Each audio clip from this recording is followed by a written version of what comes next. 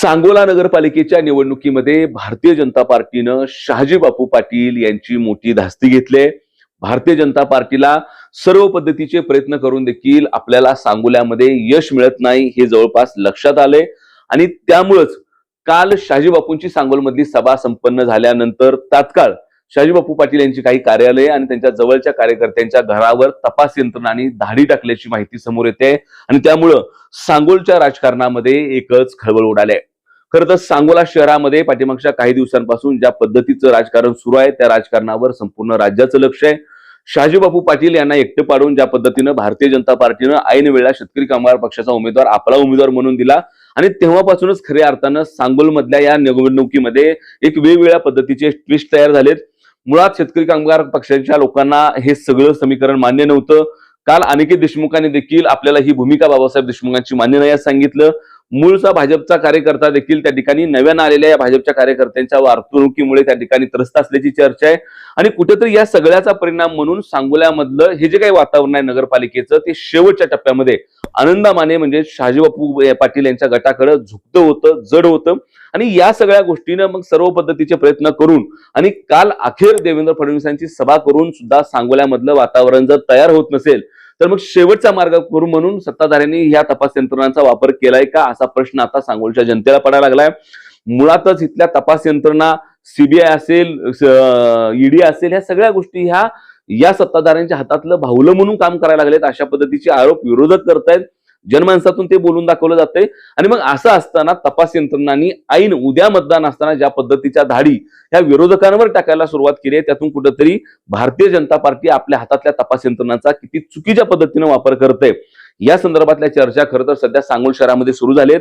जरी सुरुवातीला शहाजी बापू पाटील यांना एकटं पाडण्यात आलं, नंतर काल देवेंद्र फडणवीसांनी इथं सभा घेतली, त्यांच्या विरोधामध्ये मोठी टीका करण्यात आली आणि त्यानंतर मग अशा पद्धतीच्या तपास यंत्रणांचा वापर असेल हे सगळं करून जरी सांगोल्यामध्ये भारतीय जनता पार्टीला आपण येनकेन प्रकारे इथली निवडणूक जिंकू असं वाटत असेल तर मैदानावरची परिस्थिती मात्र वेगळी होत चालली आहे. मैदानावरचं चित्र ह्याच्या एकदम उलट होत चाललंय. जसजसा दबाव, जसजसा वरच्या लोकांचा हस्तक्षेप इथं वाढेल तशी सांगोलची जनता ही शहाजी बापू पाटील यांच्या पाठीशी खंबीरपणानं उभा राहायला लागले.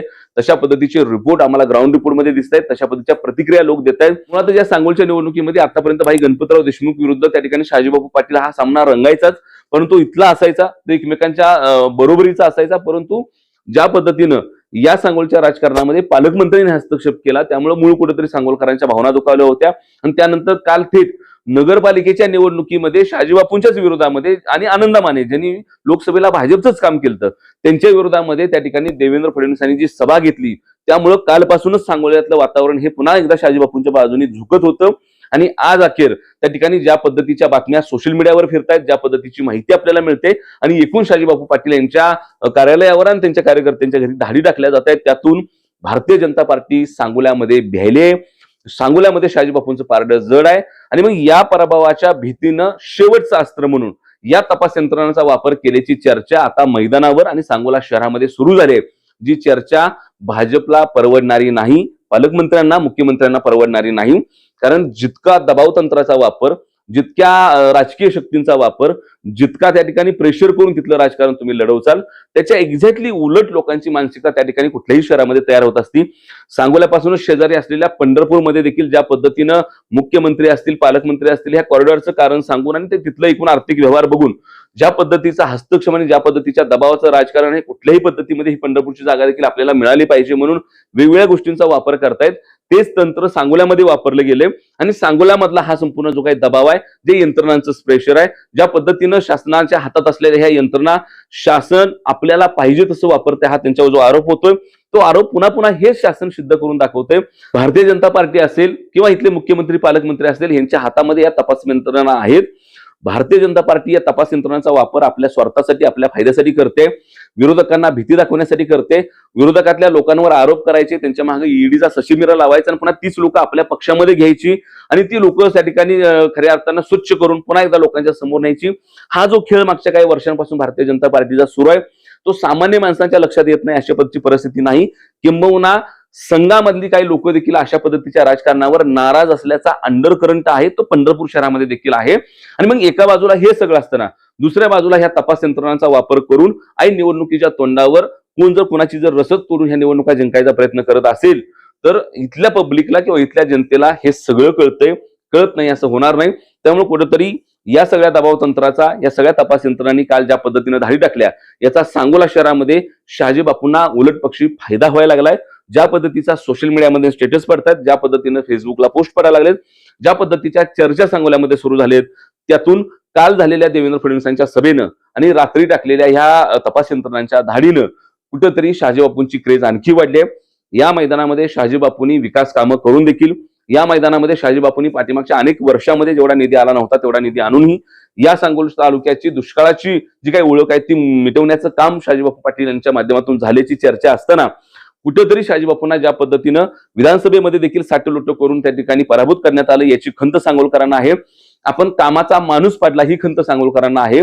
त्यातच भारतीय जनता पार्टीनं शेतकरी कामगार पक्षाला आमदारकीमध्येच मदत केल्याची चर्चा आहे. त्यामुळे कुठेतरी बापूंच्याच पाठीत खंजीर खुपसल्याचं वातावरण सांगोला शहरामध्ये आहे. आणि या सगळ्यामध्ये काल झालेली फडणवीसांची सभा ही जर बापूंना पराभूत करण्यासाठी असेल आणि बाहेरचा पालकमंत्री येऊन, बाहेरचे मुख्यमंत्री येऊन जर इथं आमच्या बापूंना किंवा आमच्या शहाजी बापूंना पराभूत करण्यासाठी काम करत असतील, तर सांगोलकर म्हणून आम्ही शहाजी बापूंच्या पाठीमागे खंबीरपणानं उभा राहू. ही जी सांगोल्यानं भूमिका घेतली, ती भूमिका या तपास यंत्रणांच्या धाडीनं आणखी वाढवले.